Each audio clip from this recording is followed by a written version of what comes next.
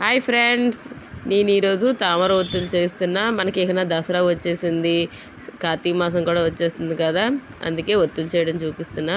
First ఏమో మనం ఇగోండి ఇలా పిక్కలు తీసుకోవాలి, పత్తి పట్టుకొని. ఆ తర్వాత పత్తి తీసుకొని ఇలా కొంచెం కొంచెంగా చూసుకోండి, ఇలా దారాల్లాగా తీయాలి. చూడండి ఎంత సన్నంగా తీస్తున్నాం చూసారా. మన చేతికేమో కొంచెం విభూది కానీ పచ్చిపాలు కానీ చేతికి అంటించుకొని ఇలాగా దారాలనేది ఇలా తీసుకోవాలి.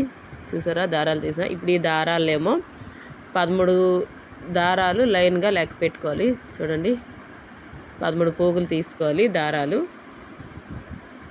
మనం చేసే పత్తిని 13 పోగులుగా తీసుకొని కరెక్ట్గా లెక్క పెట్టుకోండి. మీకు ఎంత పొడవు కావాలంటే అంత పొడవుగా చూసుకోండి. మేము ఇన్ని చేసాము. ఇప్పుడు వీటిని చిన్న చిన్న పీసులుగా కట్ చేయాలి, అది కూడా చేయితోనే. ఇలా చిన్న పీసులుగా తీసుకొని వీటిని చిన్న రింగులుగా చుట్టుకోవాలి. ఆ చివర ఈ చివర ఇలా పట్టుకొని ఇవి ఇలా రింగులుగా చేయాలి.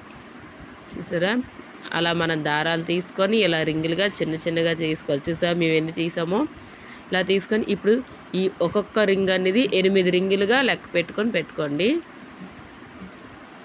చూడండి, 8 రింగులుగా లెక్క పెడుతున్నామా.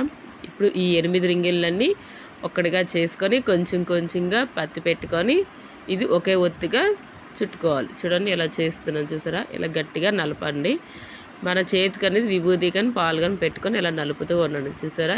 ఇప్పుడు మన తామర ఒత్తి అనేది రెడీ అయిపోయింది.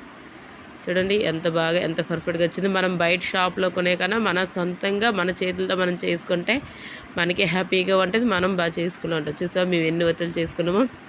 ఇక దసరా నవరాత్రులు అన్నీ వచ్చేసాయి కాబట్టి ఇక నవరాత్రులకి ఇవే ఒత్తులు ఉండాలి కాబట్టి చేసుకుంటున్నాము. అలాగే కార్తీక మాసం కూడాను.